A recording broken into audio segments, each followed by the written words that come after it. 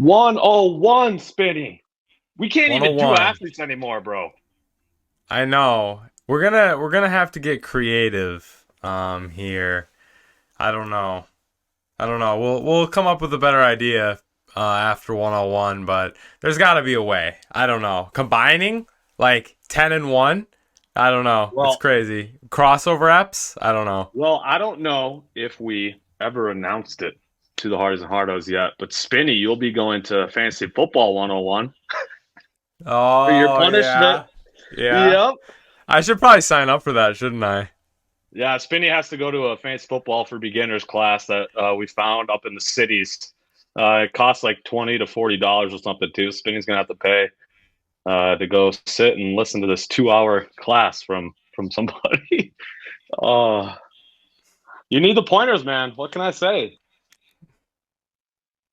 I don't even have anything to say about that. I can't believe these classes even exist. Like people pay money for other people to teach them this stuff. It's wild to me. Yeah, it is.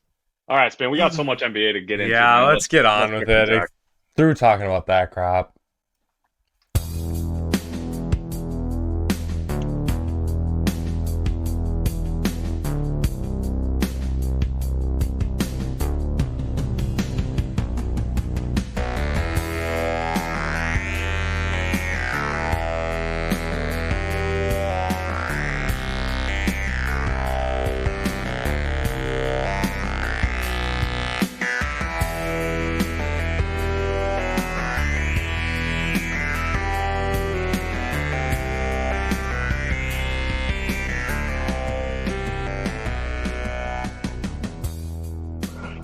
Headline, Spinny. A lot of them. Starting with one of the goats of women's basketball is hanging it up, man. Candace Parker is retiring after 16 seasons. I got a little trivia question for you, Spinny. Are you ready? Ooh, a little CP trivia. Here we go. Which one of these accolades is not actually one of her accolades? Two-time Ooh. Wooden Award winner, five-time Russian League champion, seven-time WNBA All-Star, seven-time WNBA First Team, a WNBA DPOY, two-time WNBA MVP, and three-time WNBA champ. I can repeat that again if you would like. We're gonna go three-time champ. There's only two. That's She my is. guess. Trick Oh, question. She has done all of those things. you would do that to me. You would just screw me like that. That's big tough. Three WNBA championships, Spinny, all with three different teams. Big tough. Sparks, Sky, and the Aces. I mean, this is truly one of the goats, man. I mean, that resume is ridiculous. Man or woman, that is a ridiculous resume. Agreed. Unbelievable from her. One of the goats. Sad She's that she also didn't get. Go go ahead. ahead. No, I was just sad she doesn't get to play in this generation right now Right. more. I feel like she was the best player for a long time. So Yeah. No, I agree. And it's sad to see her go playing wise, but she's so good at her TV crap. So it's like it's she'll a be win-win. around. Yeah, Yeah, she'll be around. We'll still exactly. get her knowledge. Yeah, for sure. A couple coaches fired, Spinny. Uh, kind of as expected, I feel like both of these guys. Lakers fired Darvin Ham, and the Suns fired Frank Vogel. Frank Vogel was just fired today, actually. Question for you, Spinny: how much blame do you think these guys deserve? Ham more than Vogel, I think. Um, I think we Agreed. gave Darvin. I think they gave Darvin Ham a long enough leash. I mean, I know it was only what 2 seasons, but we didn't see any improvement. Like I've seen more improvement out of Joe Mazzulla than I have for Darvin Ham. Would you disagree with that statement? 100%. I totally Yeah, agree with you. Yeah. it's just another guy that we kind of questioned at the beginning, or it's just like when you're even Finch, right? Had a little bit of this at the beginning. Like, are you going to be a good coach or not? And I feel like there's a turning point there in year two ish where if you don't like show them something, they're not gonna give you a longer leash. And obviously, when you have LeBron and AD, that's all amplified, and the Lakers, it's all Right. amplified. But I think that was more of a just one. Frank Vogel, I get like there was so much animosity. Part of me seems like it's KD and Booker blaming him. but also it just didn't work. Like those Right. guys with Frank Vogel obviously didn't work. So I just think a change needed to be made there It's either also way. one.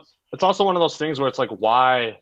Like, I get Frank Vogel as a championship experience, right? So that's ultimately why they hired him. But why him? Like, he's not ever been known to be an offensive coach.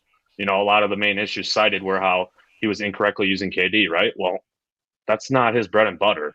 His bread and butter is the defensive side of the ball. So I just thought it was a weird fit, even from the get go. If I'm being honest. Yeah, agreed. I think, but it sounds like Coach Bud is the guy now that they've been targeting. Yeah. So Do it's you like, think that's a fit? no, it's not, because what you want these guys. I mean, KD has had issues with how many coaches now, and you want to hire a guy who's like notorious for being stubborn in his ways. Yeah. Like, I just feel like you gotta like. I feel like, and I know this guy is not available and gonna get extended, but the Jason Kidd type coach is your move, right? Like I yes, feel like a yes, younger or a JJ Redick type guy is your move here. Like more younger, understanding, still intense and strategic, but not old school coach. Bud is a little too much old school coach, I think, for what this team is gonna need to succeed. yeah, We'll see. I completely agree. Other news: Roast of Tom Brady was live on Netflix. It's still there for you, for people to watch. If you haven't seen it, it is hilarious. Spinny, this was your man, so let's hear it. What's your review? It was very funny. I thought like roasts are kind of, and I know a lot of people have said this in the last few days, but roasts are really made by the guests, you know, and because like the comedians are all always hilarious. What was that? The lady comedian, the first one after the main Ah, roast guy. I can't remember. Anyway, I can't remember her name right now. I'm sorry to her. That's an L by me. But she absolutely murdered it. I was losing my shit during that. But there were so many good ones. Like Edelman's was funny as hell. I thought the roasting of the whole panel, Kevin Hart's opening monologue had me cracking up. I It mean, was I good. thought Brady was mostly a good sport for it. I just surprised, like you really gotta be like. There's a reason these roasts haven't happened for a long time. Like nobody's willing in this day and age to take it anymore. So I was just kind of surprised, really, and like thought it was cool that Brady, a guy like that, is willing to get roasted. Well, it's because he knows damn well that he's the by far the greatest player in football history. So I think Yeah. he's willing to take some But heat, like because the at the end of the marriage day, jokes, I like know. Okay, hey, the karate instructor think, jokes think about were this though.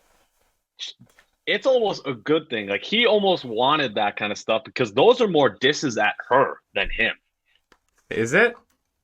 I mean, they were calling her out for cheating on him, right? So like, Yeah, but yeah, like that stings him, but at this point, I think he's pretty much over it, obviously. that's also like him not satisfying her, right? I think that's Right, the that's other true. end to that whole spectrum. But yeah, very, very, very funny. Kevin Hart as a host is awesome. He did I a hope great more job. athletes and people are willing to do this because it's really funny. Even if it's like, it's you gotta be, you can't be afraid to be offended. Like Right. I'm more on the left than most, but like you can't be too far on the left if you're gonna watch this, or too. I don't know if that's the right way to put it, but you can't That's be a too. I don't know. Words are that's a escaping me. fair warning. Don't be Bail me sensitive. out. Don't be sensitive. Yeah, yeah. Like appreciate that it's comedy, and like they're open to just talking about anything ever. Right. And Yeah. if the people that are getting roasted, aka Tom Brady, Gronk, whoever was getting, who was at the butt of the joke, if they're having a good time with it and aren't mad about it, there's no reason you as a viewer should get upset about it either. Belichick's man in the arena joke had me That was, laughing for yeah, like 20 minutes. yeah. Oh my, just straight savagery. I also Just like, did you see on Edelman's pod about when Kraft walked in the room when Belichick was there telling a story, and then everyone like went to craft, and he's like, you could cut the tension, the tension could cut Yeah, glass. That I would have paid money to be in that room and see that. same. Oh my gosh. Whew, It would have been crazy. insane. So go watch it, please, Hardy's Nardos. If you haven't, go watch it. It is 3 hours long, so maybe chunk it up, hour and a half here and It's there. been a nice like going back and forth to work. Listen, Yeah, because you don't really have to watch it. right. Spinny man. Next headline: Minnesota Twins. They finally got it rolling. Won 12 straight games recently. That streak did come to an end, but we are now up to 22-15 on the season, second in the Central, 2 games behind the Guardians. We're finally seeing the bats starting to get rolling here. Guys like Jeffers have been amazing. Yeah, We Jeffers has been balling. balling, absolute balling. Correa came back. He's been doing well since come back from injury. Obviously, we still got Royce on the shelf, so that's tough. But Spinny, what does this win streak do in regards to your confidence level in this team? Honestly, it doesn't change it that much. I'm sorry Okay. to say. It doesn't. I am glad we're in a fight for the division, right? So, sorry, I should have had this up before I started this rant, but puts us 2 games back of Cleveland, a half game in front of Kansas City, and 3 in front of Detroit.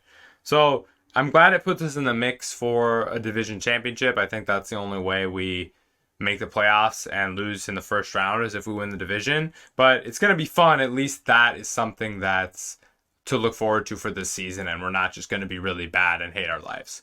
So I am happy for Twins fans and for me myself for that reason, but I still really don't have faith in them to even win a playoff series. Yeah, I'm in the same boat with you, but it is good to see them win these games, and hopefully it can keep them with the Guardians going forward, like you said. Rudy gets his 4th DPOY. Spinny, 3rd player in NBA history to have 4 DPOYs. Ben Wallace and Dikembe Mutombo are the other 2. What do you think about this, man? It's crazy to think that Rudy Gobert is a 4-time Defensive Player of the Year. Yeah, I mean, to be real, I think he deserved this DPO. Listen, okay, before I say this, because I know it's going to get an instant counter. Wemby was amazing this season and definitely was in consideration for the DPOY. Not saying that. But Rudy himself individually and the way he's played and just watching him. Now, granted, I've watched way more games of his this year than I did in Utah. But just the way he's played in the defensive end and the effect he's had and how impactful he's been for the Wolves as a whole, I think this might be his most deserving DPOY, in my opinion. A lot of it is with that perimeter defense, right? His ability to switch onto guards and actually stay in front of them this year has been incredible to watch. Yeah, exactly. Like I would, and they've multiple broadcasters have talked about that in throughout the games that Rudy's been played. But you can't just switch him onto a guard and expose him like before. Like he doesn't play himself off the court like everyone said in playoff games. So that's been really fun to see as well. Congrats to Rudy. So is he unarguably a Hall of Famer now? Yeah. I mean, yeah. 4-time DPOY, you're in the Hall. Probably first ballot. Yeah. No, I completely agree. Jokic, he wins his 3rd MVP, 9th player in NBA history to win 3 MVPs. He actually won in a landslide over SGA and Luka. He had 79 first-place votes compared to 15 for SGA and 4 for Luka. Yeah, I mean, I think is this the right choice? Yeah, I think so. I think this is his 3rd. He got his championship last year that allowed him to get a 3rd. I think it was similar to Giannis. Until you get your first championship, you can't really get more than 2 MVPs. I'm not saying you can't, but it's just been what the history of the NBA has been and just kind of the view and the thought that we as NBA fans have. At least I think so. When you look at the list of who has 3. But yeah, he now joins that Howell list of 9. Worst one is Moses Malone. You got Bird, you got Magic, you got Jordan, you got LeBron, you got Kareem, you got Will. I don't know who I'm missing. I'm missing 1 or 2, but basically all the GOATs of all time that have 3+ MVPs, and he is on that list now.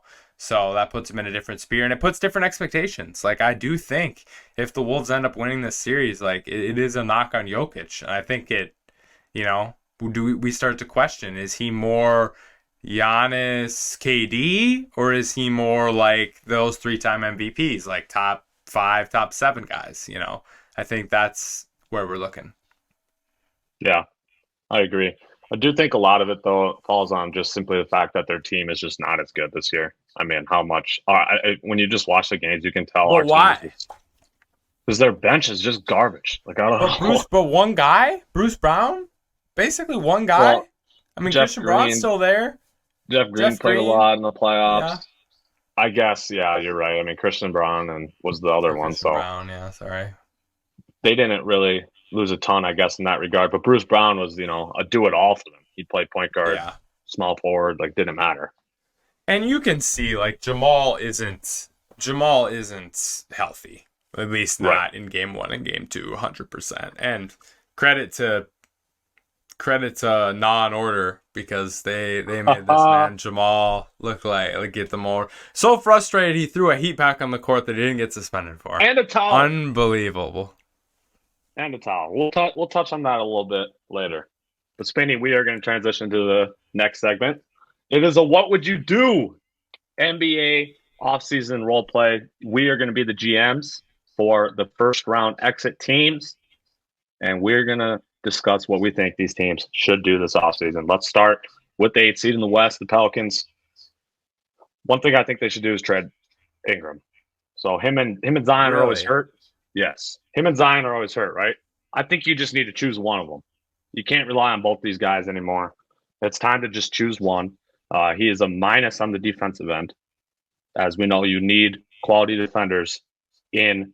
Well, I guess the argument against that would be there's so many guys that he can hide behind, right? Trey Murphy and why am I drawing a blank on his name? Herb Jones. They got good defenders, but still, like everyone needs to at least be able to defend somewhat, and he is a complete negative there.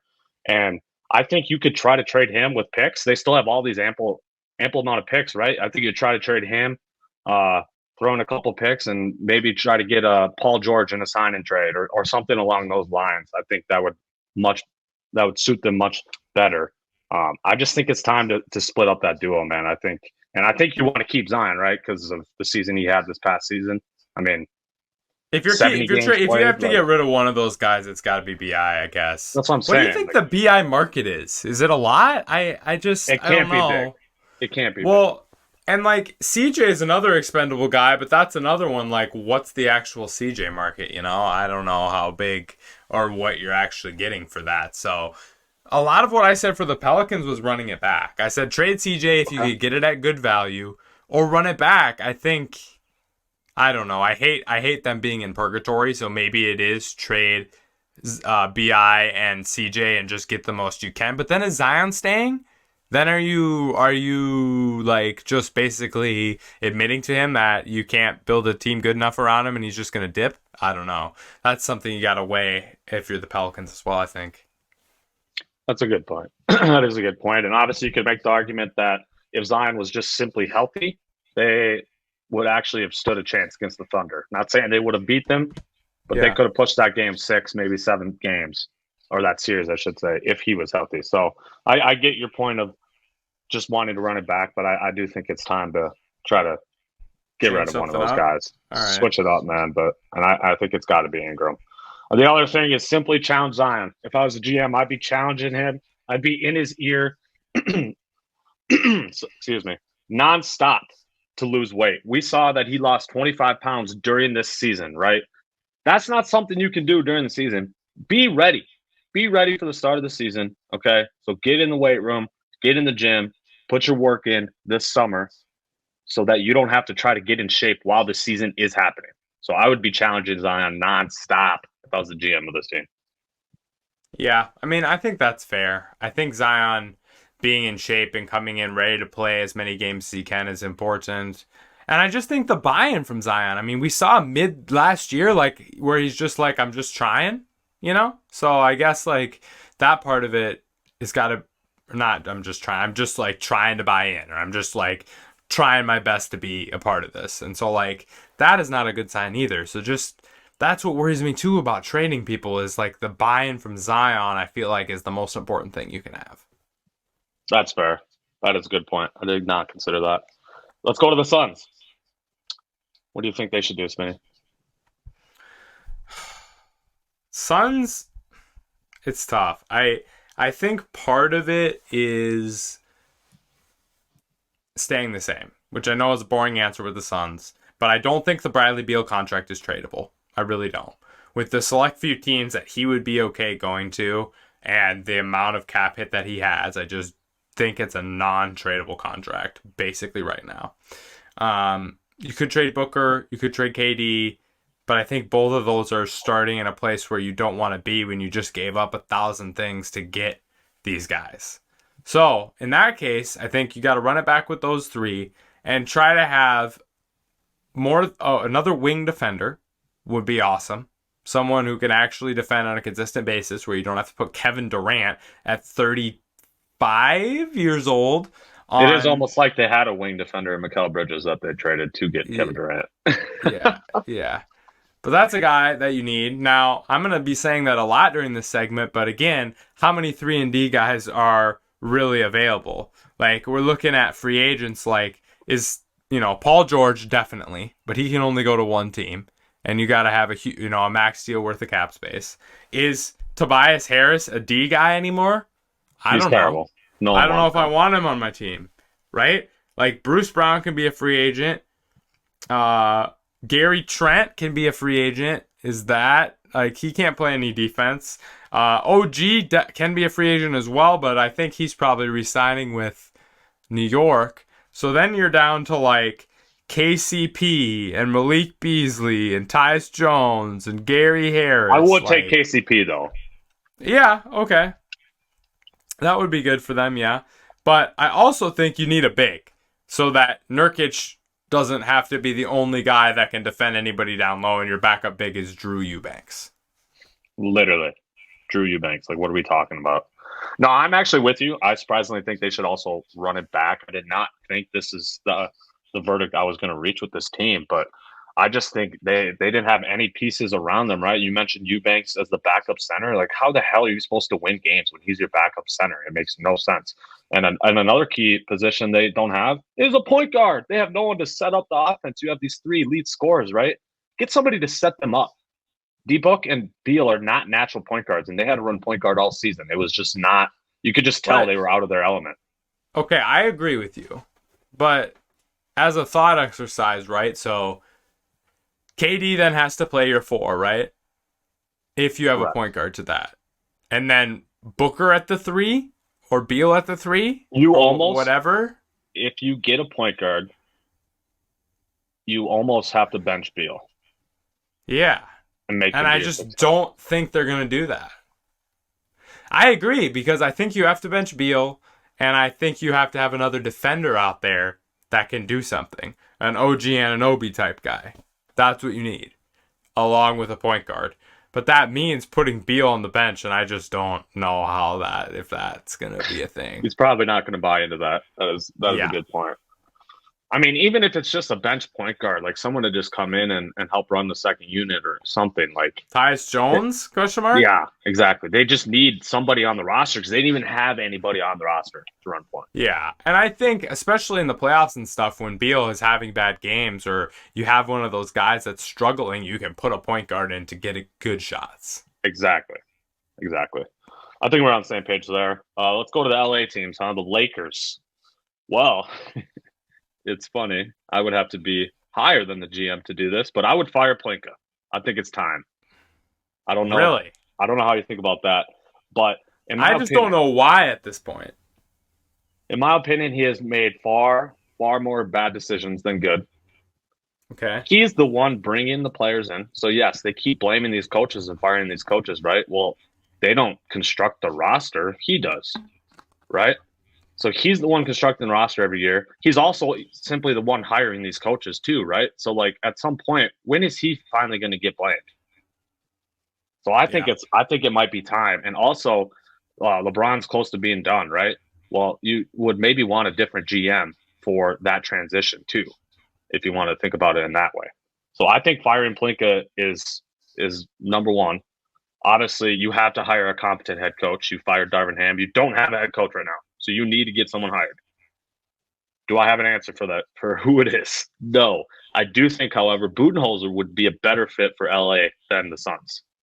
Why? Not amazing fit. Because I just think, I don't know. I just don't think LeBron and AD are as stubborn when it comes to the coaches as KD is. No, but LeBron and Coach Bud. Oh golly, I don't know if I could watch that. That's fair. I mean, a lot of people wouldn't be on board with that. So I get why No, you're saying just that. hire Ty Lue. Yeah, he's resigning.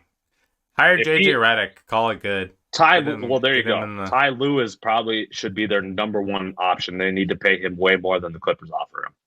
Because Yeah. Ty Lue, we've seen that work with LeBron James. Other thing I would do, trade D'Lo. Get rid of that dude. It's time and time again, he does not show up when it matters the most. He actually had a great regular season. I'm not saying he didn't. He balled out for them in the regular season, but he disappears when it comes to the playoffs. Just get rid of him, please. It's about time. This last thing, also, I really want to know your thoughts on this last point that I have for the Lakers. I think they should extend LeBron for 2 more years. I know they've been talking about a 3-year deal, right? I think they should do it for 2 more years with a player option in the second. So it gives them a little more flexibility, but LeBron's still getting his money that he wants. Do you think they should extend LeBron or no? I just don't see what else you do at this point. That's So where I'm at. yes, Yeah. from a perspective of like, you can't trade LeBron. You're not gonna say don't come back. So you're not just gonna let him walk in free agency. So like I feel like you just have to extend him. I mean that's pretty much your best option. It makes everybody happy. And like you said, maybe it's 2 years. Excuse me, 2 years with a 1 year player option. To satisfy both parties. But we'll see. I think you just have to extend him though, given your team and everything else, and try to, you know, try. I mean, you hope the year he decides to retire is a big free agent class, and you can dump his money and get a new player right away, especially since you're the Lakers. But that's, I'm guessing, what would be their ultimate game plan. And that's the other point, right? Is they're the Lakers. Like I don't see them Yeah. wanting to just be almost irrelevant, right? Like they love this immediate attention LeBron gives them. I mean, that's how they've always been. They're star driven. It's LA, right? So I think they want to keep the star there. Anything else you have for the Lakers? I know I said a lot. No, I mean, like, again, we can go back to, do you run it back with Austin Reeves or not? Because I feel I like think you do. that's the big. I think you do. I think you give him another chance. But like I said, you got Not. to trade D'Lo then, right? Like, Yeah, you you can't do. have both of them out there at the same time. No, you can't. And maybe another 3-and-D wing. Maybe Tobias Harris is a fit for the Lakers with for a low quality contract. I don't know. We'll see. Bruce Brown, free agent, be a nice Laker guy. They would I love feel him. like. Yes. So there's options. There's options available. The other LA Also, team. back to Phoenix for 1 second. Jonas Valanciunas is a free agent. And I know. God. That would be perfect for them. Yeah, Dude. but that would involve trading Nurkic because you don't have enough money Correct. to pay both those guys. So Yeah. that would involve trading Nurkic and getting a different backup. I don't know, but I like his fit over Nurkic with them. So that's just another option. All right, now to the Clippers. Clippers. Resign Paul George. Resign Paul George. Resign Paul George. That was my Clippers takes. Really? You want them to run it back? Well, if I'm the Clippers GM, yeah. Why would I get rid of Paul George, still have Kawhi, and be stuck in this? We're not like, you're either going to go all in, you're going to keep Paul George and Kawhi, or I feel like you got to get rid of Paul George and Kawhi. Like, why are you keeping Kawhi? For what? So you're on the boat that they should bring Paul George back because they already have Kawhi under contract. I'm in the boat. It's time to rebuild this motherfucker, dude. Get rid of them all of them. Let James Harden walk in free agency. Sign and trade Paul George so you can get assets back for the zillion of picks you traded just to get him. Trade Kawhi for whatever the hell you can get for him, a guy that never plays when it matters. So I don't know how much he's going to be worth anymore, but he does have rings, right? So, like, I think a team would still be willing to pay something for Kawhi. I think it's time. Spinny. In this Kawhi PG era, they haven't even made it to the West Conference Finals. Like, what are we talking about here? Like that. Yeah, I don't know. I get okay. I say all that, right? I know they are going to resign Paul George. They are going to bring these guys back and run it back. I do understand that. But if I was the GM, that's what I would do. I think it's time to Unless just Paul George doesn't rebuild want to this. stay. Right.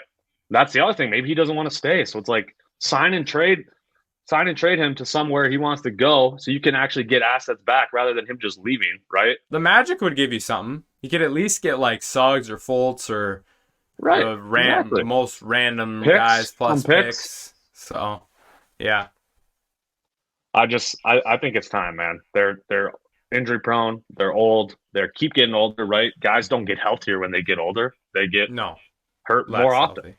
So Yeah. I think it's time to just tear it down, start over. All right, I can respect that. I think you got to do one or the other though. I think letting Paul 100%. George go and not trading Kawhi and being in that weird purgatory land is not ideal either. No, you are 100% correct. All in or all out, for sure. To the East, let's start with the Heat. I think you definitely don't extend Jimmy. I know there's a lot of talks about him wanting an You extension. don't extend Jimmy? I don't think you do. He is under contract next year and has a player option the year after that. So you already have him locked in next year. This man's about to turn 36 years old, and another guy who has had injury concerns throughout his career. I don't think you extend him. I really don't. And if he's going to be a Jimmy Butler like he always is, and bitches about not getting the extension, then it's you trade him and you get pieces back. Yeah.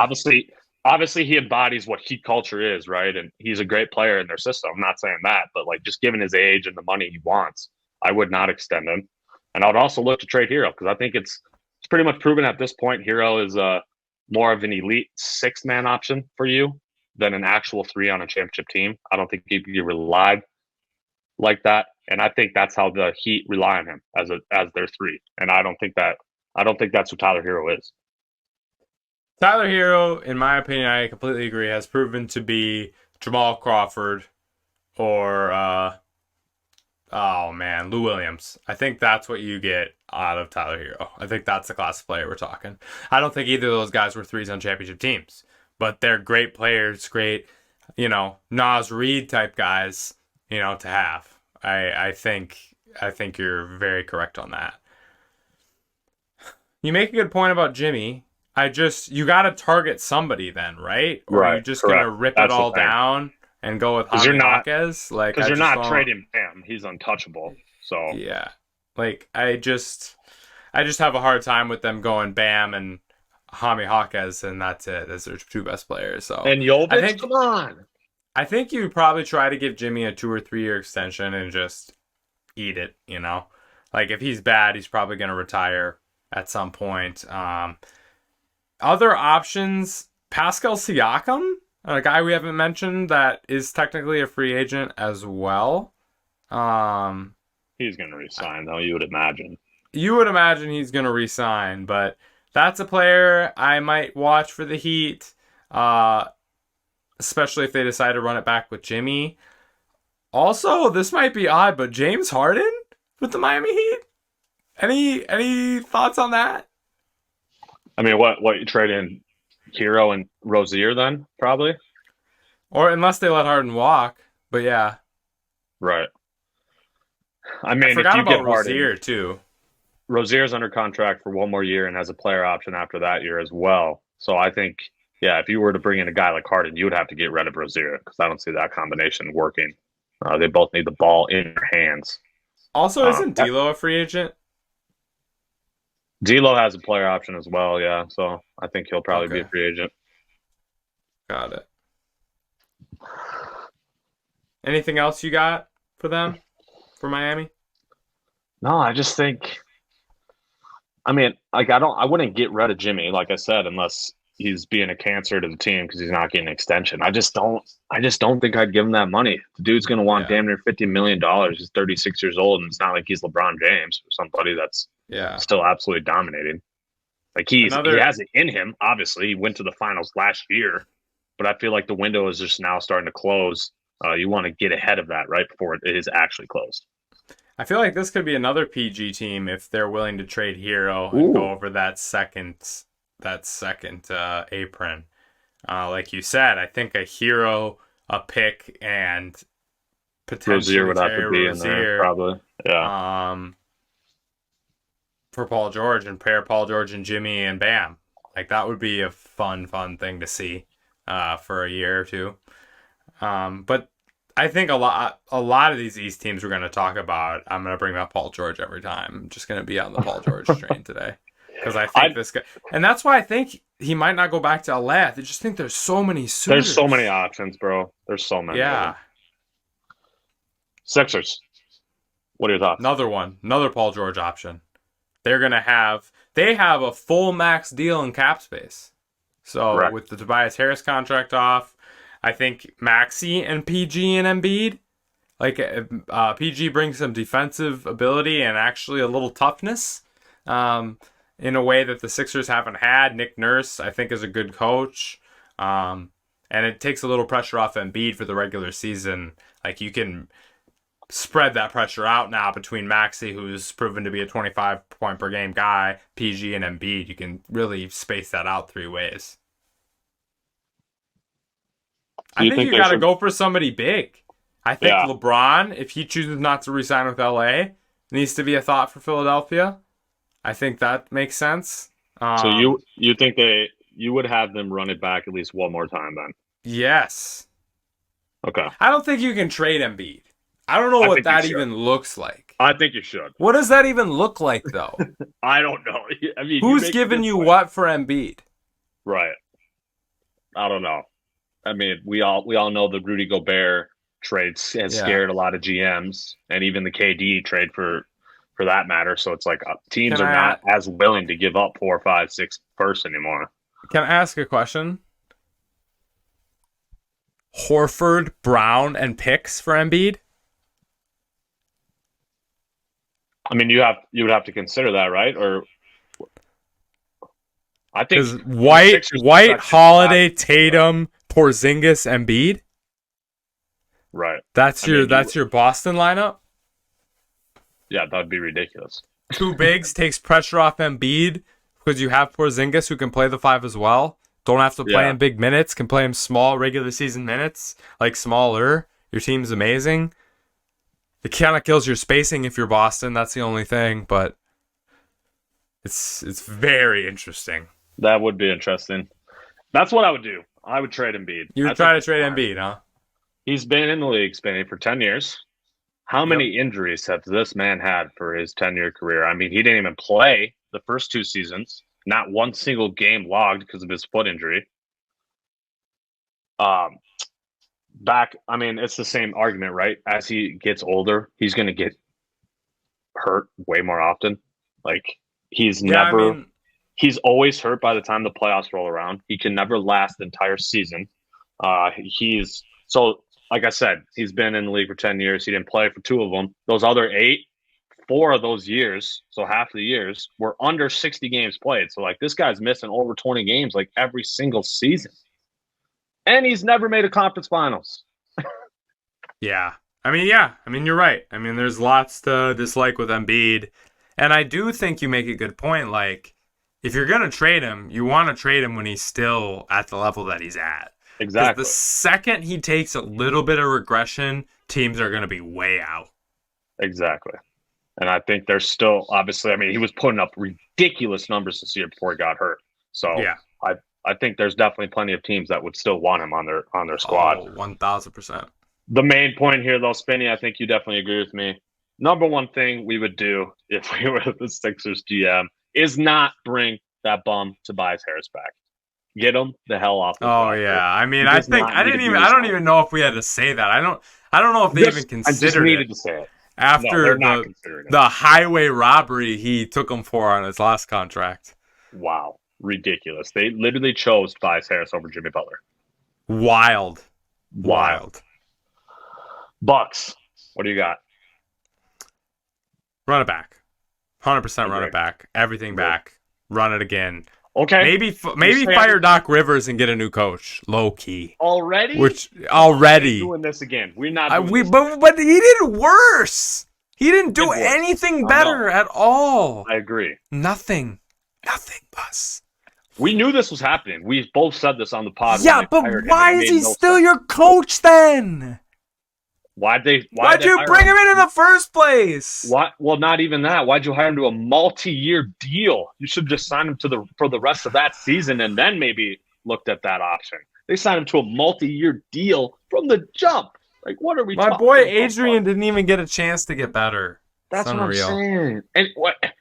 And he was 20 games above 500 when they fired him too. Like, what are we talking about? It's like, okay, but you say, well, I'm actually here for it though, because like the Bucks can be bad.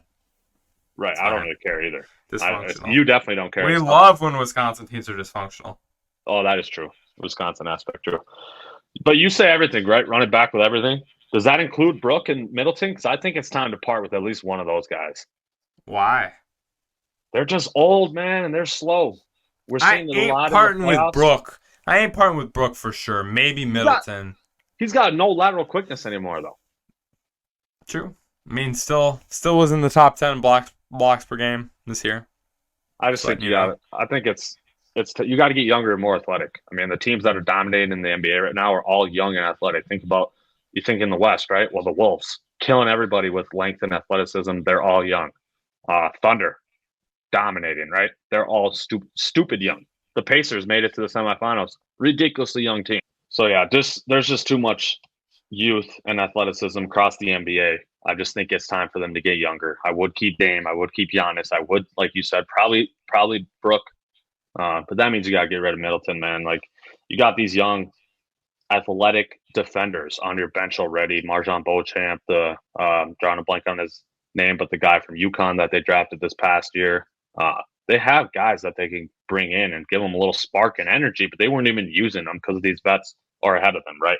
So they just got to get younger to me. But the main point is running back with Dame and Giannis. I don't think there's any other option there.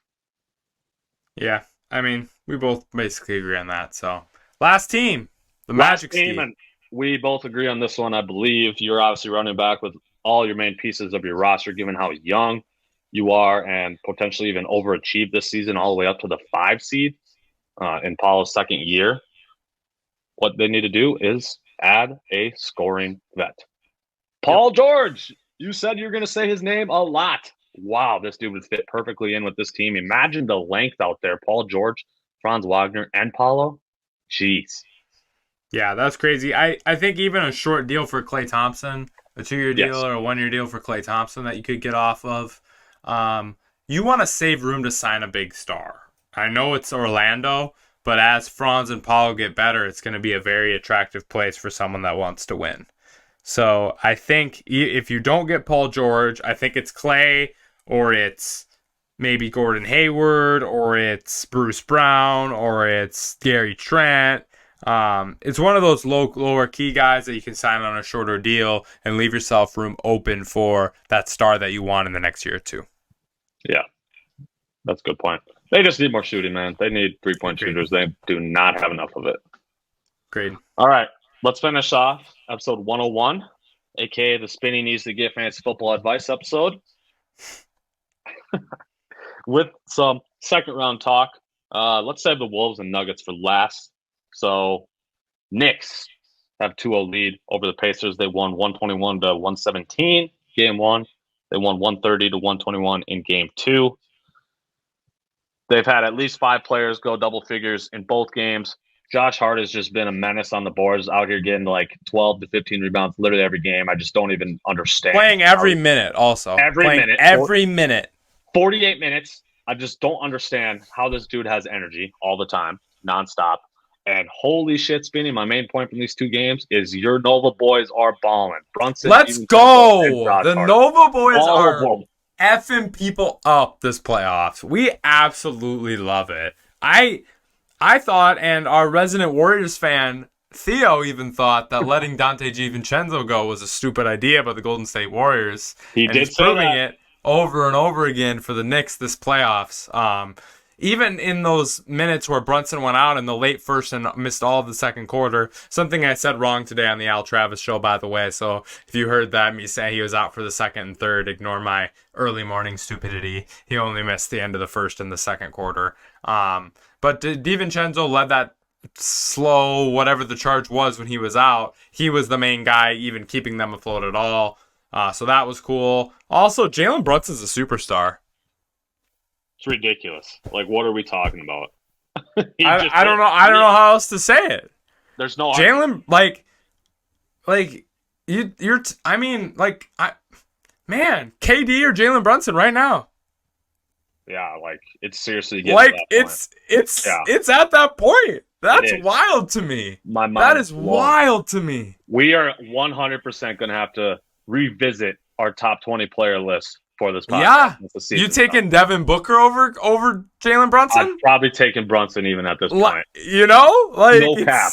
It makes no sense to me, but huge credit to the man. It is crazy town though. The coming out party he's had this playoffs. Yeah, it's ridiculous. 92 points your Nova boys combined for in game 1 and 76 this past game. Just ridiculous tear these guys are on. Yeah, Halliburton, bad game 1, and then great game 2. That's a good point. Can we comment on that? 6 field goal attempts for Halliburton in game 1. Not one in the second half either. Not one. What are we talking about? He wasn't in foul trouble either. No. Just didn't. That's not acceptable from a star. No, I'm sorry, but I mean, it's his first playoffs here. I mean, come on, that's how it goes sometimes.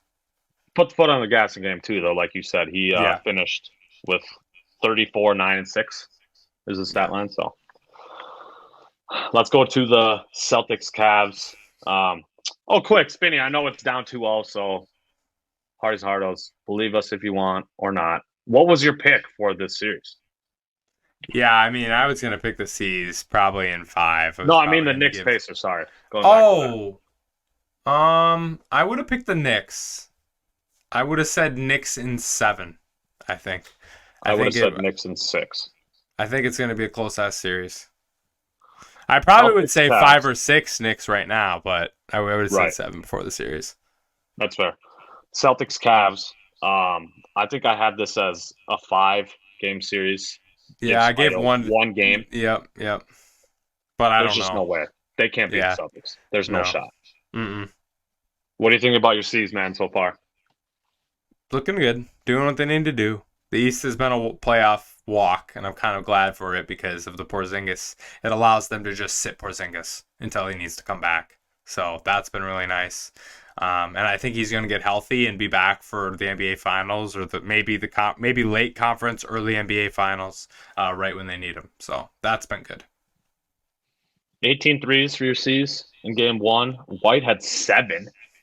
Jaylen Brown had 4, and your boy Peyton Pritchard 4 threes as well. Yeah, how's that Peyton Pritchard take treating you now, there, Bus? How you liking that? How that's coming along? Because I'm really liking it. He's pretty good. I will say. He was a pretty Peyton good player. Pritchard, the new JJ Redick. Ooh. Ooh. Ooh. That would be crazy. Can't wait to be right about that. Thunder, Mavs. Thunder took game 1. Also back to the Cavs Celtics. Tonight. Game 2 is tonight. Game 2 for Thunder Mavs also tonight. Yeah. Game 2 for the C's started now. Started tip-offs in about 1 minute. So. Okay. 117-95 score from game 1. They outscored the Mavs by 13 in the second half. So that's basically your spread right there. They made 16 threes compared to Mavs only making 12. Thunder made 21 free throws compared to the Mavs only making 17. That's essentially your spread right there. So they got to the line more. They made more threes. That's usually a recipe for success in the NBA. They also out-rebounded the Mavs 52-39. That's incredible. We always say that they need another big, right? Well, it seems like they're controlling the paint just fine, I guess, with just Chet out there.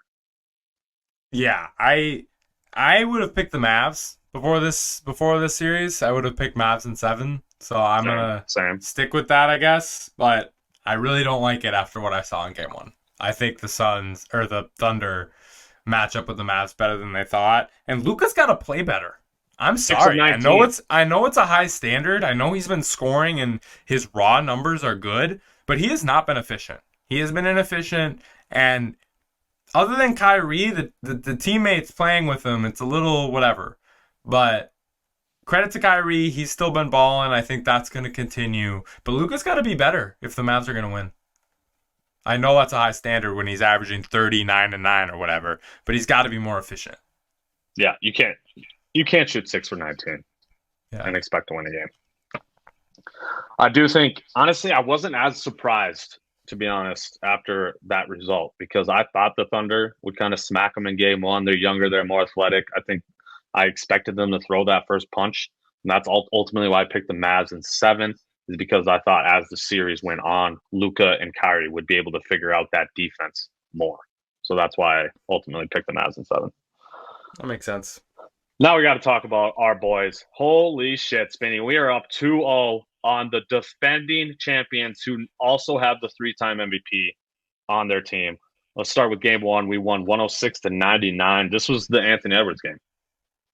Yeah. What about that first half, man? You had 25? Ridiculous. Unreal. If you look at my headline down there, superstitious, huh?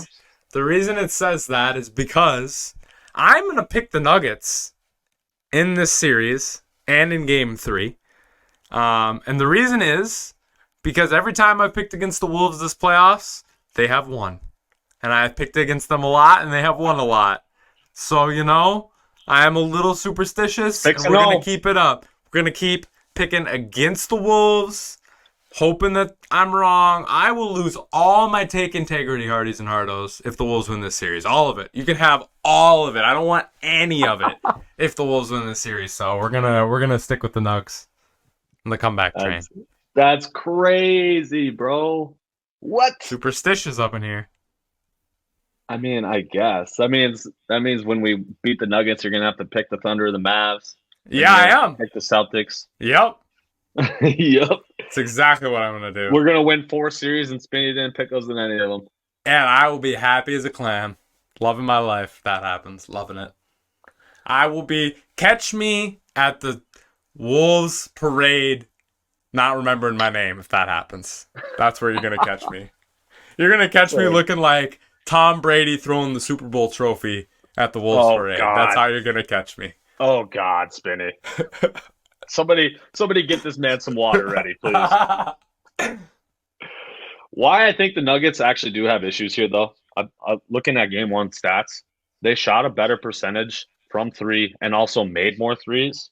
They had less turnovers than the Wolves, and they made more free throws than the Wolves, and they still lost the game. Yeah. I mean... It just blows my mind. I guess we have to say this, even though the whole country has said it at this point.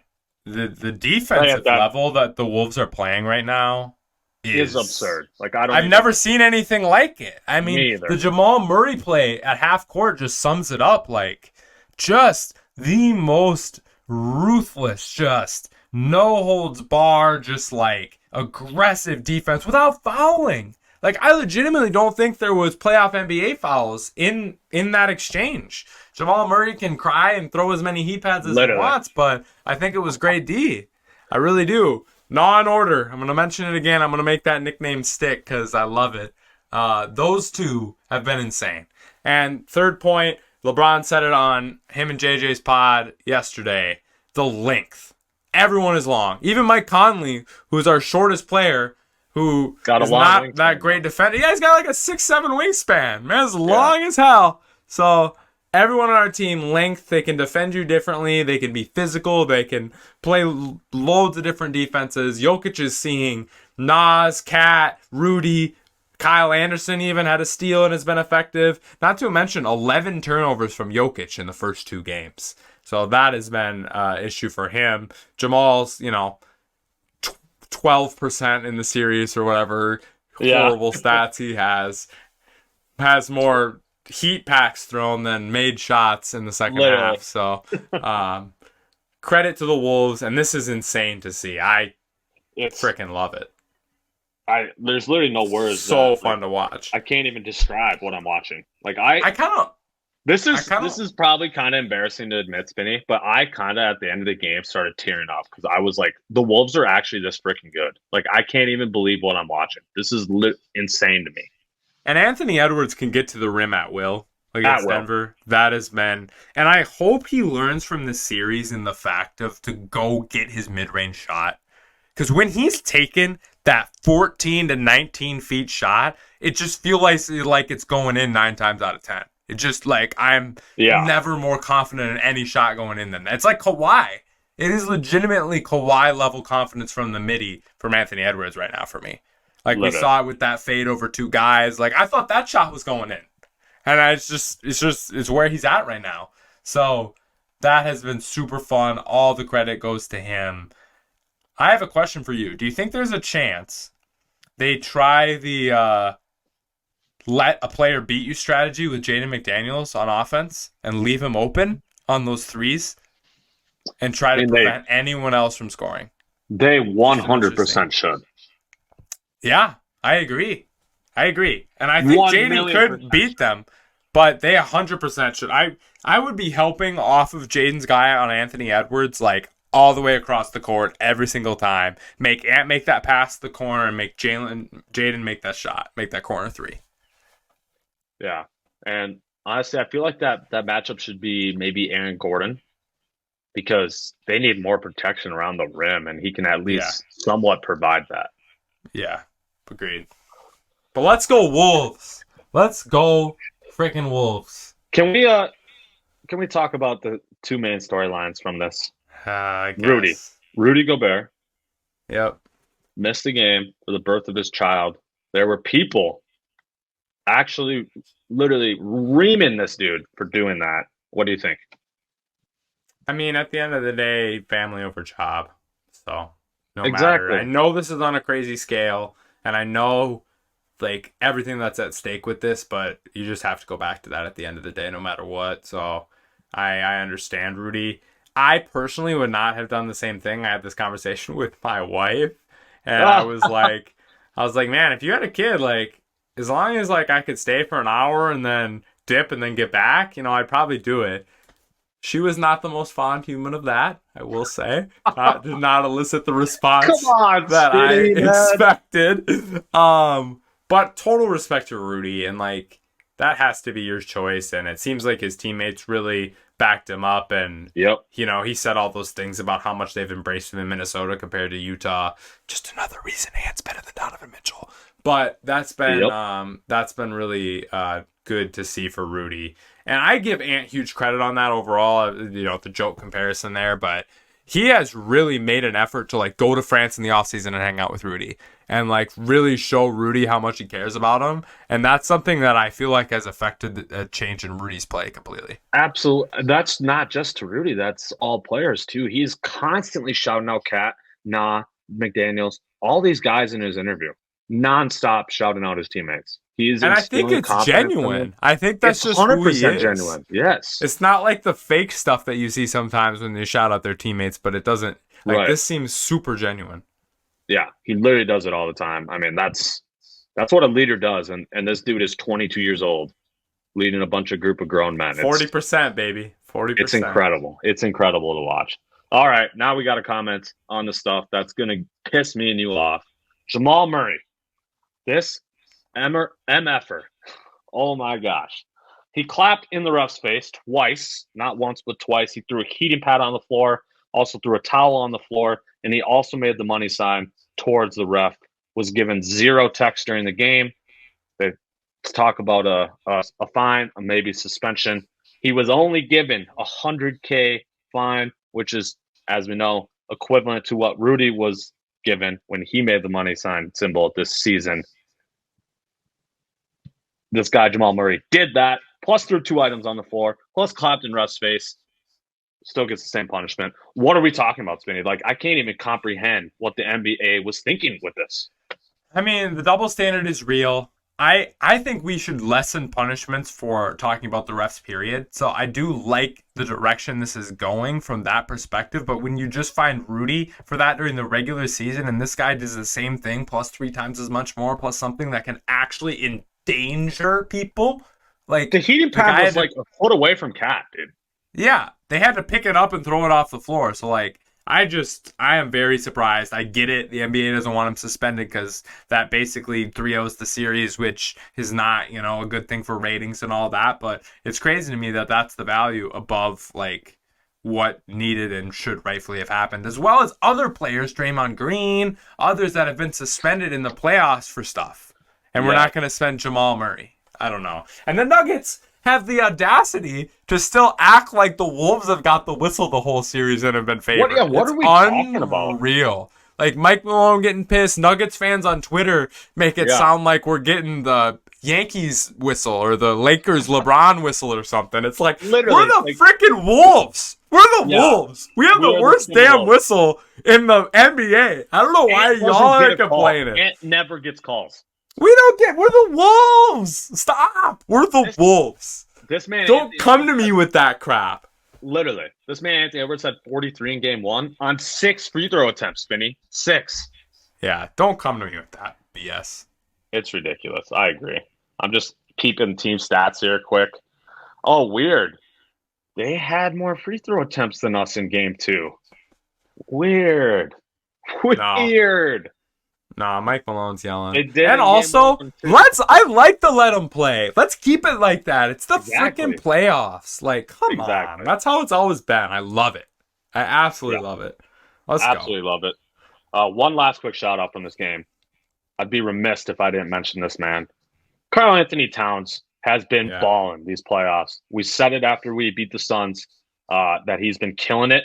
He just needs to stay out of foul trouble. He did that actually in game 2, which was huge without having Rudy out there. 27 and 12 for Cat. 27 and 7 for Ant on 21 of 32 combined shooting. That's 66% combined field goal percentage for our two guys. Shout out Cat, man. He came out firing in that game. Agreed. And a plus defender so far this playoff, so that's been awesome.